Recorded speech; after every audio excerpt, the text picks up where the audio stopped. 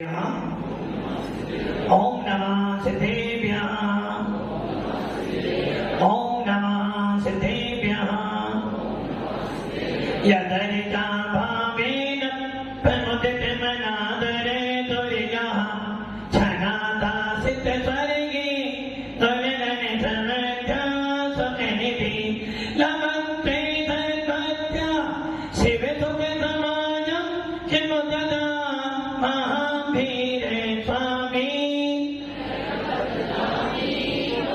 महावीर स्वामी महावीर स्वामी नयन पथिगामी भक्तों में गुरुवाह बंधनो नित्य ज्ञान दर्शन नायिका चारित्रानम गंभीरा मोक्ष मार्ग जैसिका पंच प्रकृति भगवान की एकनाथ भगवान की अंतिम सत्संगति भगवान महावीर स्वामी की आचार्य श्री कुंद भगवंत की आचार्य श्री उमा स्वामी भगवंत की आचार्य श्री विमल सागर जी महाराज की आचार्य गुरुदेव सरस्वती सागर जी महाराज की तीन कामिलों करोड़ मणि रथों की द्वादशांगिनी माता की बोले बोले श्री आचार्य 108 सुंदर सागर जी गुरुदेव की गुरुदेव की गुरुदेव की। भव्य आत्माओं, भगवान महावीर का शासन, वीतराग शासन, अंतिम तीर्थेश भगवान महावीर जिनकी पावन देशना को सुनकर पहले भी जीव सम्य दर्शन प्राप्त करते थे और आज भी करते हैं। जिन भगवान महावीर की वीतरा छवि को देखने के बाद, जिन भगवान महावीर के निर्गुण स्वरूप को देखने के बाद आत्मा के स्वरूप का वेदन होता है, जिन भगवान महावीर की चर्या को देखकर आज भी दिगंबर मुनिराज को चर्या पालन करते हैं, ऐसे भगवान महावीर का शासन अनादि काल से चला आ रहा है और अनंत काल तक चलता चला जाएगा। जिस प्रकार गंगा निकलती है और लोग अपनी अपनी पात्रता योग्यता से गंगा आदि अपने अपने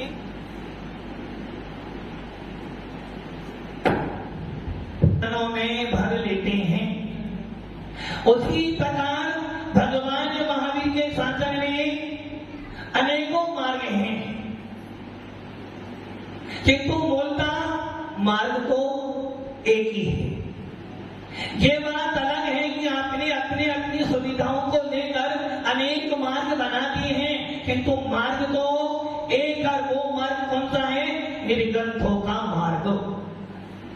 निर्गंथों का मार्ग ही एक मार्ग है जिससे आत्मा परमात्मा बन सकता है, किंतु धीरे धीरे काल परिवर्तन होते चले गए और हम लोगों ने अपनी अपनी सुविधाओं को लेते हुए अनेक मार्ग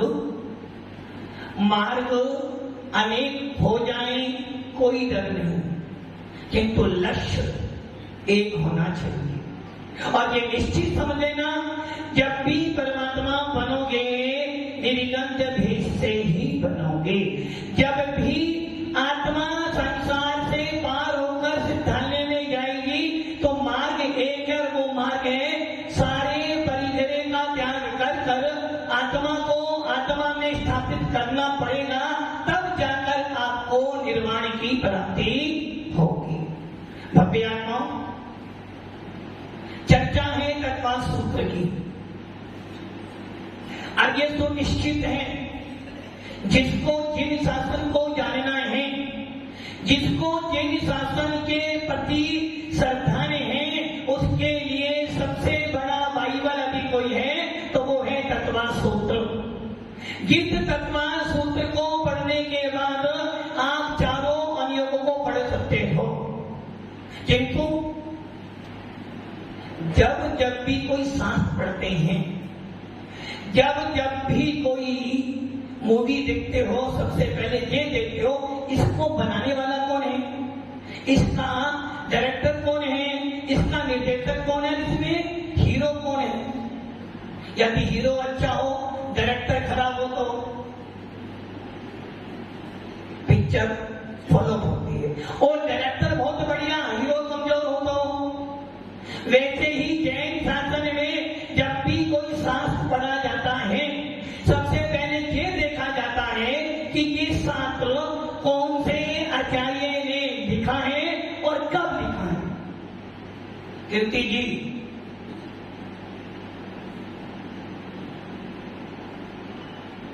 जब भी कोई शास्त्र पढ़ते हो सबसे पहले हम ये देखते हैं ये शास्त्र सर्वज्ञ पंडित है या नहीं।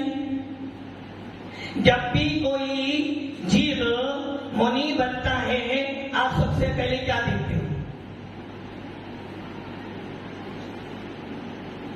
हाँ, रामगढ़ वाले भैया, जब कोई मुनि आता है सबसे पहले क्या देखते हो? यदि कोई नेता आता है सबसे पहले क्या देखते हो? वो किस पार्टी का है, और जिस पार्टी का होगा वो झंडा हम यहाँ पर। ये बात अलग है कि तिरंगा सबके लिए मान्य है।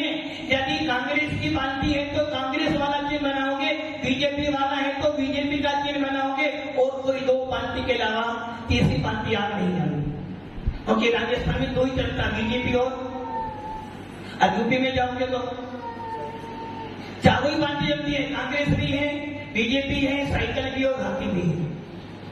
तो जब भी कोई नेता आता है सबसे पहले देखते हो कौन सी पार्टी का है, और किस पार्टी का होता है वैसा भाषण करते हो।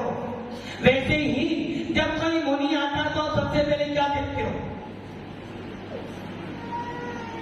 समझ नहीं जाएगा किस परंपरा का है। तो मैं आपसे पूछता हूं, क्या आपको नहीं पता कि मुनि किस परंपरा का है? वो कौन सी परंपरा है आपकी? हमारी एक ही परंपरा, वो परंपरा है निर्ग्रंथों की परंपरा। हमारे यहाँ कोई 13-20 की परंपरा नहीं, हमारी परंपरा तो निर्ग्रंथों की परंपरा है, और जो निर्ग्रंथ है वो हमारा है। और पवन जी कह रहे हैं किस परंपरा? अरे जब मुनि आपके सामने आया है, भगवान महावीर के भेष को धारण किया हुआ है, निर्ग्रंथ भेष लेकर बैठा है, तो आप उससे क्या पूछ रहे हो? महाराज आपकी कौन सी परंपरा है? अरे भैया, जब तुम्हारे यहाँ शादी विवाह होता है, कीर्ति जी आपके यहाँ कोई शादी होनी है, आपकी नहीं, तो आप क्या लिखोगे? भगवान महावीर की परंपरा, ये लिखोगे। आपके घर में शादी होने वाली है, क्या लिखोगे? भगवान महावीर की परंपरा में कुन स्वामी, ये लिखोगे। क्या लिखोगे? अपने दादा परदादा बाबा का नाम लिखकर अपना नाम लिखोगे। तो मैं आपसे पूछता हूँ, एक मुनि को आपने देखा और आप उससे पूछ लो आप किस परंपरा के हो, आपकी कौन सी परंपरा?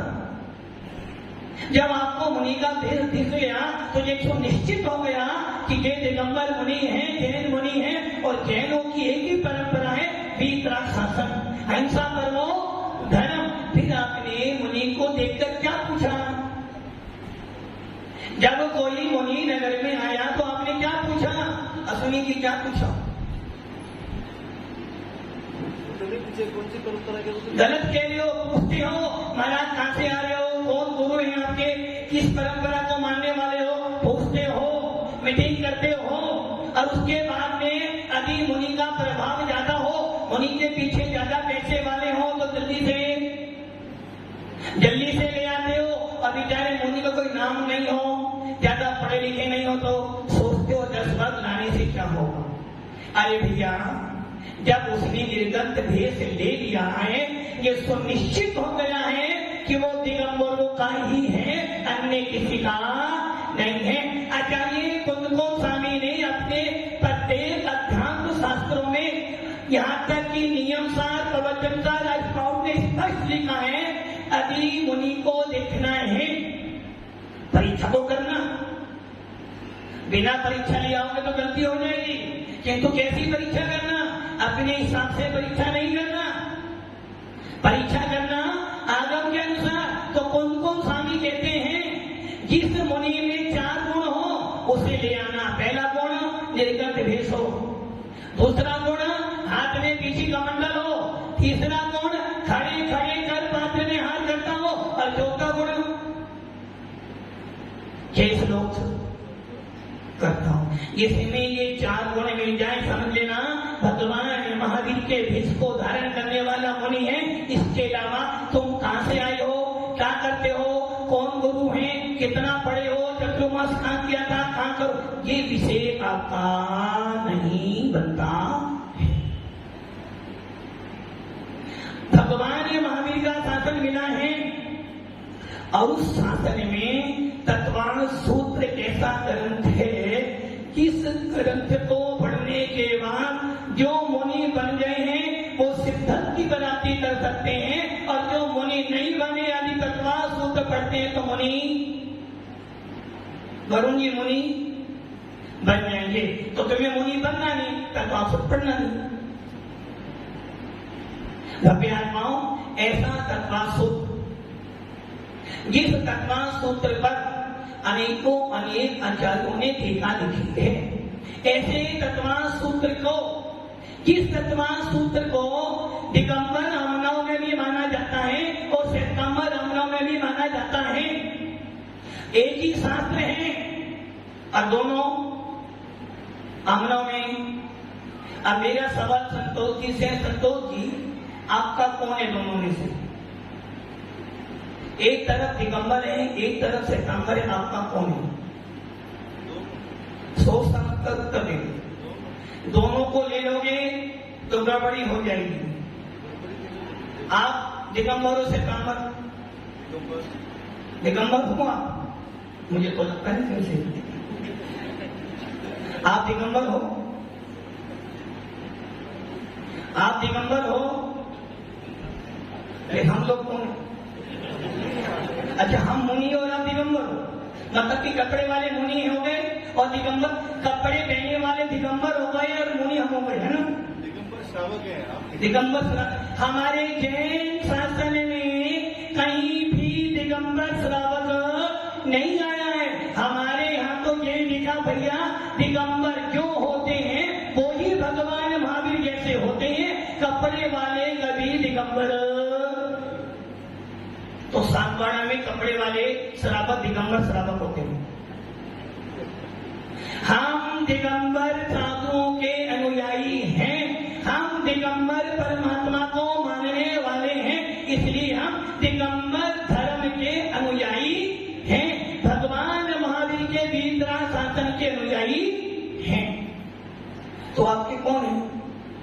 दो हैं, एक तरफ 108, एक तरफ 1008। बोलो, एक तरफ एक साधु 108 वाला बैठा है, एक तरफ एक साधु 1008 वाला बैठा है, आपका कौन है? गड़बड़ी हो जाएगी। अभी आपने बोला मैं दिगंबर श्रावक हूं, एक तरफ 108 बैठे हैं, एक तरफ 1008 बैठे हैं, आप किसको मानोगे?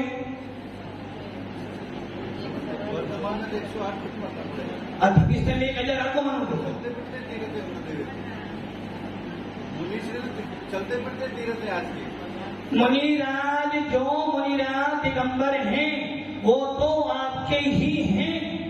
घर में 2 बेटे थे, एक बेटा लायक था, एक बेटा नालायक बन जाए तो बेटा तो तुम्हारा ही है, किंतु उस नालायक को लायक बनाने का पुरुषार्थ करना है। वैसे ही दिगंबर हो या श्वेतांबर हो, है तो हमारा ही खानदान, खानदान तो भगवान महावीर का ही है।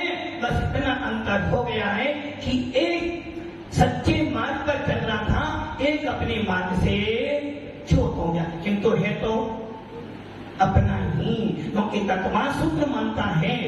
ये बात अलग है कि मानता है अलग है, किंतु है तो यदि एक भाई गलत मार्ग पे चलता है तो सही मार्ग पे लाने का पुरुषार्थ भी हमें ही करना है। उंगली तो अभी एक उंगली कट जाए तो पीड़ा तो उंगली तो अपनी ही है। वैसे ही जैन शासन में, भगवान महावीर के शासन में हर किसी को लिया गया है, भले वो किसी भी संप्रदाय का हो, बस सत्य एक है। यदि तुझे जिन शासन मिला है, आत्मा को जान, आत्मा को पहचान, और आत्मा को आत्मा में स्थापित कर अपना मोक्ष मार्ग प्रशस्त करो। ऐसा तत्वा सूत्र जो दोनों आमनाओं में माना जाता है। अब जब एक वस्तु दो व्यक्तियों के बीच में होते तो कहीं ना कहीं विवाद। मकान किसका है पवन जी? आपका है या बच्चे का है? दोनों का है। जब दोनों का है तो विवाद तो ये कमरा पवन जी का और ये कमरा मैडम का नहीं है। मतलब की बात समझ लेना, जब एक वस्तु दो जनों की होती है तो विवाद होता है। यदि एक महाराज जो शराब मानते हो तो विवाद तो महाराज जी उसे ज्यादा देते हैं, मुझे विवाद तो। वैसे ही तत्वा सूत्र दोनों परंपराओं में चलता है और विवाद है। क्या विवाद है? सबसे पहला विवाद तत्वा सूत्र के लेखक कौन है। नंबर 2, ये तत्वा सूत्र कब लिखा गया? काल में और नाम में अंतर है। आचार्य पूज्य स्वामी जी ने सरदार सिद्धि लिखी, उन्होंने पूरी सरदार सिद्धि लिख दी, किंतु वो ये तो कह रहे हैं कि तत्वा सूत्र लिखने वाले कोई आचार्य को हैं, और ये भी निश्चित है कि कोई भव्य जीव आया, उसने तत्वा सूत्र के बारे में पूछा, मोक्ष का उपाय पूछा, और आचार्य भगवान लिखते गए, किंतु उनका नाम क्या था? उनका नाम क्या था? उनका नाम क्या था? आचार्य पूज्य स्वामी ने कोई नाम नहीं दिया, बस लिख दिया गिरते पीछे। उसके बाद क्योंकि पहले 5वीं 6वीं शताब्दी तक कोई भी आचार्य जो साथ लिखते थे, ना तो अपना नाम लिखते थे, ना अपने गुरु का नाम लिखते थे, कोई परिचय नहीं लिखते थे, इतने विरक्ति थे। बस सर्वज्ञ भगवान ने लिखा, कहाँ है? गंधर्व परमेश्वरी ने बोला था, हमने लिख दिया। किंतु उसके बाद विवाद खड़े हुए तो आचार्यों ने अपने नाम को लिखना शुरू कर दिया। अब आचार्य वीरसेन स्वामी, जिनका नाम लेते ही मुनि सभा के अंदर बड़ी आदर से जिनका नाम लिया जाता है, ऐसे वीरसेन स्वामी जिनसे यदि कोई पूछ ले भगवान इस मत पर दो बातें आ रही हैं, कौन सी बातें माने हम? एक आचार्य कहते हैं ऐसा है, एक आचार्य कहते हैं ऐसा है, और आपसे कहते हैं सेठ जी एक महाराज ऐसा कहते हैं, एक महाराज, किनकी बात माने? दोनों की बात छोड़ो। आचार्य वीरसेन स्वामी कह रहे हैं भैया एक आचार्य ऐसा कहते हैं, एक आचार्य ऐसा कहते हैं, तो एक काम करना, दोनों में से सत्य को कीर्ति की दोनों में से एक ही होगा ना। अब कौन सा मानोगे? जो आचार्य हमें अच्छे लगते हैं उनकी बात मान लेना, ये करोगे ना? ऐसे तो करते हो। यदि दो आचार्य एक बात को कह रहे हैं, एक विषय पे दो आचार्य बोले, तो आप किनकी बात मानोगे? जो तुम्हें अच्छे होंगे उनकी बात आप मान लोगे और हमें छोड़ दोगे। किंतु वीरसेन स्वामी कह रहे हैं बात दोनों में से एक ही सत्य होगी आशीष जी, दोनों में से बात तो आप किनके मानोगे? हमारी, और दूसरे की नहीं मानोगे। बस यही तो राज्य सत्य है। आचार्य वीरसेन स्वामी कह रहे हैं भैया वो आचार्य भी सही कह रहे हैं, वो भी आचार्य सही कह रहे हैं, उन्हें जो मिला उन्होंने अपनी बात कह दी, इन्होंने जो मिला इन्होंने अपनी बात कह दी। अब आगम में दो मत मिलते हैं तो क्या करना? तो वीरसेन स्वामी कहते देखो भैया हमारे पास केवली नहीं है, शुद्ध केवली नहीं है, हमारे पास अवधि जानी मने परिजानी मुनिराज नहीं है, इसलिए क्या करना? जब तक तुझे आगम में और कोई प्रमाण ना मिले, जब तक तेरे को कोई केवली शुद्ध भी ना मिले, दोनों बातों को मान और अपना जीवन। ऐसे वीरसेन स्वामी जिन्होंने सत्य खंडानम पर अपनी टीकाएं लिखी हैं, ऐसे वीरसेन स्वामी ने तत्वा सूत्र के अनेक सूत्रों को अपनी टीका में लिखा है। किंतु वो कहते हैं भैया इस ग्रंथ गिद्ध पिच्छाचार्य, अर्थात गिद्ध पिच्छाचार्य नाम के आचार्य हुए हैं, जिन्होंने जो तत्वांश सूत्र लिखा है, जिनको उमा स्वामी भी कहते हैं अपर नाम। इसके बाद सबसे ज्यादा विख्यात आचार्य विद्यानंद महाराज, जिन्होंने अष्टशास्त्री लिखी, वो कहते हैं आचार्य कौन है। और आचार्य अंकलन देव तो इतना बड़ी बात कह रहे हैं कि राजवार्तिक में लोग कह रहे हैं कि आचार्य बैठे थे, असली जी ध्यान हटा, दुर्घटना घटी। संतोष जी अपनी चिंता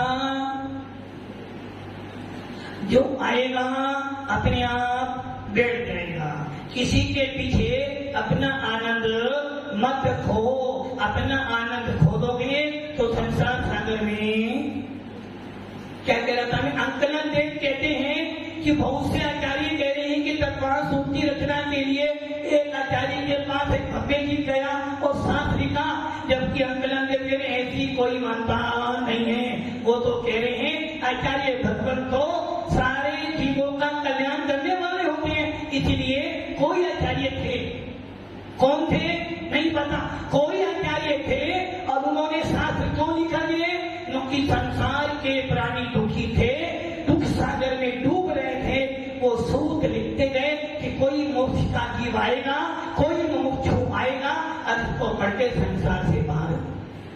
आचार्य विद्यानंद महाराज ने अपने शास्त्रों में लिखा, तत्वांश सूत्र के लेकर गिद्ध पिच्छाचार्य हैं। इसके बाद आचार्य वादीराज, नाम सुना राजू जी, नाम सुना? आप बताओ कैसे कहना तुमको? वादीराज मुनिराज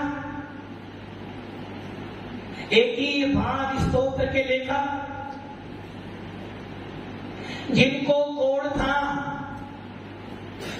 एक जैन मंत्री भी था और राजा के पास एक अजैन मंत्री भी था। अजैन मंत्री ने कह दिया महाराज काहे की जैनी है ये लोग, जैन शब्द तो कोड़ी होते, कोड़ी मैंने कल बोला था ना। एक राजा ने एक मुनि को कोड़ी बोला तो उसे कोड़ी बनना पड़ा। ऐसे ही वो मंत्री कहता राजा काहे के जैन, ये तो कोड़ी होते, कोड़ी। किंतु जैनों के सामने कोई महाराज को कोड़ी बोलते यदि वास्तव में जैन होगा तो वो कभी सुन, उस मंत्री ने बोलती महाराज ये झूठ बोलता है, हमारे महाराज कोड़ी नहीं होते, वो तो कामदेव से भी ज्यादा सुंदर होते हैं। वो जानता था कि मेरे गुरु कोड़ी हैं। अब वो कह तो आया, अब राजा कहता कल मैं देखने जाऊंगा, परीक्षा करूंगा कौन सकते हैं। अब बताओ आप क्या करोगे? आप तो झूठ बोल रहे हो। बोल मंत्री वो जैन सुनावा दौड़ा दौड़ा महाराज के पास गया, बोला महाराज अब आप ही बता सकते हो, कल सवेरे राजा आएगा और मैं बोलकर आया हूं कि हमारे मुनि कोड़ी नहीं होते हैं। हे भगवान अब मेरा धर्म आपके हाथ में है। महाराज क्या बोले पता आपको? बोलो महाराज क्या करेंगे? यदि महाराज आपका कोई काम ना करे सेठ जी तो क्या ये महाराज जी हमें, ये महाराज जी हमें जमते नहीं, हमारी सुनते ही नहीं, और जो तुम्हारी सुने तो वो बढ़िया महाराज। अब वो महाराज कह रहे भैया देख मेरे को कोड है और तू ये जानता है कि मुनि कभी अपना इलाज हो, एक वैद्य कभी अपना इलाज नहीं करेगा, और एक मुनि कितनी रिद्धिधारी हो फिर भी अपना उपसर पूरे नहीं करता है। इससे आप समझ लेगा कि एक आचार्य काम कुमार नंदी को जब मारा गया है तो ये सोच लेना उसके पास भी पावर तो थी, किंतु वो जब जानते थे कि मैं दिगंबर साधु हूँ और दिगंबर साधु उपसर परिषद बुलाते नहीं है, और यदि आ जाए तो समता से सेल भी करते हैं। और भव्य आत्माओं आज पूरे भारत में एक आवाज तो उठी है, किंतु ऐसा ना हो जाए कि ये आवाज ही की है नहीं। शिखर जी के लिए आवाज उठाई थी, वो दब गई। गिरनार जी के लिए आवाज उठाई थी, वो दब गई। केसरिया जी के लिए कभी आवाज उठी थी, वो दब गई। और अब एक मुनि की पहली भी घटना घटी थी, उस पे भी आवाज उठी, बंद हो गई। आज पुनः मुनि पर आवाज उठी है और कहीं मात्र आपने जुलूस निकाला, ज्ञापन दे दिया और 10-15 दिन के बाद आप अपने घर। और मुनि मात्र इतने करने से जैनों की सुरक्षा नहीं होगी, उसको कदम बड़ा उठाना। चुनाव आ रहे हैं, केंद्र में भी आ रहे हैं और राज्य में भी आ रहे हैं। यदि अपना कोई अस्तित्व दिखाना चाहते हो तो सबसे पहले समाज में संगठन, समाज में एकता बनाओ। एक व्यक्ति ऐसा खड़ा हो जिसके आदेश पर आप चलो तो आपकी सरकार भी सुनेगी। उन मुनिराज ने कह दिया मैं कुछ नहीं कर सकता, राजा आए या भगवान आए मैं तो साधना कर सकता हूँ। वो श्रावक रात भर महाराज को देखता रहा कि कुछ करें महाराज, कुछ करें महाराज, कुछ करें। तो महाराज तो बेचारा हार कर चला गया। सवेरे राजा अपने रथ पर बैठकर, दोनों मंत्री साथ में आ रहे हैं। इधर मुनिराज सवेरे योग निद्रा छोड़कर उठे और चिंतन करते हैं। समाज में क्या करते हैं? चिंतन विशुद्ध परिणामों से। और क्या सोचते हैं? भगवान जब आप स्वर्ग या नरक से आए थे और माता के गर्भ में गए थे, उस समय माता के गर्भ में जाने से उस माता की आत्मा में भी शांति मिल गई थी कि ऐसा तीर्थंकर जैसा जीव मेरे गर्भ में आया है भगवान। जब एक माँ के गर्भ में जाने पर, और जब तुम गर्भ में आए थे तो 6 महीने पहले इस नगरी को स्वर्ण नगरी बनाया था। हे भगवान, जब एक पुद्गल को आपके गर्भ में आने पर, जब एक पुद्गल को स्वर्ण में बनाया गया, मैं तो चेतन परमात्मा हूँ। यदि मैं तुम्हारा चिंतन करूँ और ये शरीर मेरा स्वर्ण जैसा हो जाए तो कोई बड़ी बात नहीं है। ऐसा चिंतन कर रहे थे। दूर से राजा देख रहे, जैसे ही राजा ने देखा सूर्य का उदय हुआ और सूर्य की लाल लाल किरणें उन बाती राज मुनि के शरीर पर पड़ रही थी। और राजा दूर से ही कहता है कि कौन स्वर्ण में पुरुष बैठा हुआ है, इसको देखकर मेरी आत्मा आनंदित हो रही है। अब आप ये सोच लेना, कोई भी मुनि हो, किसी भी पंथ का मुनि हो, यदि वो दिगंबर है, दिगंबर मुनि कभी भी अपनी साधना के कच्चे नहीं होते। कैसा भी मुनि होगा, कम से कम पूरे दिन में एक बार तो नमोकार मंत्र, कैसा भी मुनि होगा, बड़े साधना जानता हो, कम से कम 3 बार समाई करने तो बैठता होगा। और कैसा भी मुनि हो, दिन में पूरे 24 घंटे में एक बार ही भोजन करता होगा।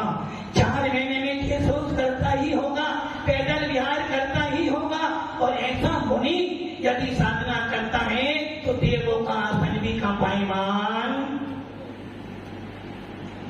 तो उस मुनिराज को देखकर जब राजा उनके पास पहुंचा, अपना मुकुट उतार के चरणों में रख दिया और उस अजय मंत्री से कहता, देख ले, निंदा कर रहा था ना, अब तुझे मैं छोड़ने वाला। मुनिराज कैसे होते हैं? अरे मित्र मैंने मसान कंचन, शत्रु आए या मित्र आए, यदि कोई पूजा करे तो भी आशीर्वाद, और कोई तलवार लेकर आ जाए तो। अब आप ये सोच लो, मुनिराज के हाथ में पावर है, उसके बाद भी शत्रु आना है तो भी आशीर्वाद, मित्र आना है तो भी आशीर्वाद, गाली दो तो भी, तो गाली दो क्या, गाली दो तो भी आशीर्वाद और प्रशंसा करो तो भी आशीर्वाद। ऐसे ही उस बाती राज मुनि ने जो काम किया, वो ही काम कुमार नंदी जी ने किया। यदि वो चाहते तो कुछ कर सकते थे, किंतु वो जानते थे अवसर तो, अब तो अवसर आ गया है। बचना। जब दो आदमी करंट लगाएंगे तो मेरा बचना तो मुश्किल है। अब क्या करना? अब अपनी आत्मा में उतर जाओ। अब अपनी आत्मा में चिंतन शुरू कर दे। उपसर्ग आया है, भगवान महावीर के वंशज हैं, कायर नहीं है और आत्मा में लीन हो गए। चारों उस दिन उनका उपवास ही था। सीधे चक्कर महामंडल विधान पूरा ही हुआ था। अब मुनिराज लीन हो गए। अब तुझे जो करना है कर, शरीर को मेरा। ऐसा ही विचार वादीराज करते हुए और बोले, हे राजन गलती मत कर देना। जो जैन मंत्री कह रहा था वो भी ठीक था और जो जैन कह रहा ये भी ठीक था। जैन मंत्री ने क्या बोला था? जैन मुनि कौड़ी नहीं होते हैं। और ये क्या बोला था? जैन मुनि कौड़ी होते हैं। गलत। जैन मुनि कौड़ी होते हैं तो सारे कौड़ी हो जाएंगे। हाँ, ये कहो कि वादीराज मुनिराज कौड़ी है। ये कहो कि ये महाराज गलत है, ये मान लेंगे सारे महाराज गलत हैं। ऐसा ठीक काल में नहीं हो सकता। सागवाड़ा सारा खराब है। अच्छी बात है क्या? सागवाड़ा में कुछ लोग चल जाएगा, कुछ लोग खराब हैं। सागवाड़ा में जैन नहीं होते तो लोग, कुछ लोग खराब हैं। और हमने के पूरा सागवाड़ा खराब है तो वैसे ही सारे मुनि कौड़ी होते हैं, गलत है। मुनि सुंदर सागर खराब है ये मान लेंगे, किंतु सारे मुनि खराब हैं। ऐसा ठीक काल में नहीं। तो हे राजन देख, अभी भी थोड़ा को उस राजा को लगा, देखो मुनिराज कितने अहिंसा परमो धर्म के मानने वाले हैं कि अपनी बात भी सिद्ध कर दी और इस अजैन मंत्री को भी बचा लिया। ऐसे थे वादीराज मुनिराज को लिख रहे हैं।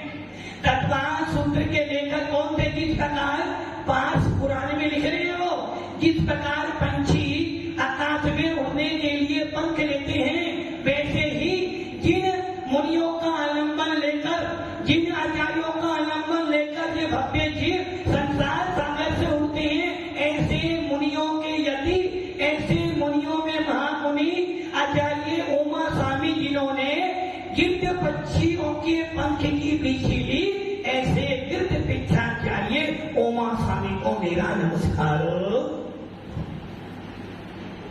उस बात समझ में आ रही है? अर्थात उमा स्वामी अकेला नाम पंडित शुक्लाल जी कहते हैं। तत्वा सूत्र उमा स्वामी का तो है, किंतु गिद्ध पिछा उमा स्वामी का नहीं। पंडित खूबचंद जी शास्त्री वो कहते हैं बात सत्य है, उमा स्वामी है, किंतु उमा स्वामी के सामने विशेषण कौन सा है? गिद्ध पिछा चाहिए उमा स्वामी अथवा उमा स्वाति।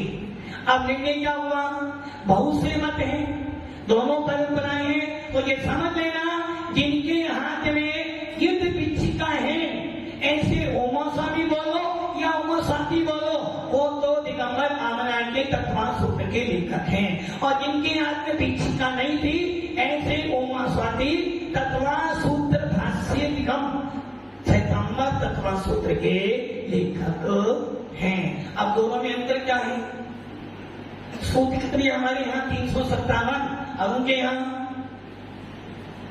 यहाँ थोड़े किसी अध्याय में ज्यादा, किसी में कम, किसी में और ज्यादा तो किसी में कम कर दिए। दोनों ही तत्वा सूत्र मानने हैं, तो दोनों के 10 अध्याय और 10 अध्याय में सूत्रों में आगे पीछे। किसी में जैसे हमारे यहाँ पहले में 33 है तो उनके 30 है, दूसरे में हमारे कितने 53 तो उनके 50 है, हमारे तीसरे में 39 तो उनके में 42 है। एक सूत्र के 2 सूत्र बना दिए, 2 सूत्र का 1 सूत्र बना दिया। ऐसे चलते चलते दोनों आमनाओं में तत्वा सूत्र फूटने बदलिए हैं। आपके बीच में कुछ बातें रखी हैं। अभी आपका तत्वा सूत्र का एक भी सूत्र, अभी तो उसकी भूमिका पढ़ाई जा रही है ताकि आपको लगे कि हमारा तत्वा सूत्र बाइबल क्यों है, हमारा तत्वा सूत्र कुरान क्यों है, हमारा तत्वा सूत्र ही गीता क्यों है और हमारा तत्वा सूत्र ही गुरुवाणी क्यों है। जो कि इसको जो पढ़ लेगा वो मोक्ष मार्ग पर आ जाएगा। इसलिए बब्बे आत्मा समझदार हो, समझदार समझदारी से काम करो और इन तत्वार सूत्र को पढ़ो। इनको ये ध्यान रखना, देव शास्त्र गुरु आपके हैं, दिगंबर गुरु आपके हैं। सारा परिवार छोड़कर आए हैं तो इनका माता पिता कौन है? आप सब हो। इनका परिवार कौन है? आप सब। मुनियों की सुरक्षा आपको करनी है और आपकी सुरक्षा मुनिराज करेंगे। इसलिए हम सब सबसे पहले एक सूत्र में बने और जो घटना घटी है इसके लिए चुप ना बैठे। मात ज्ञापन देने से काम नहीं चलने वाला है। जागो और जगाओ। ओम नमः सिद्धि।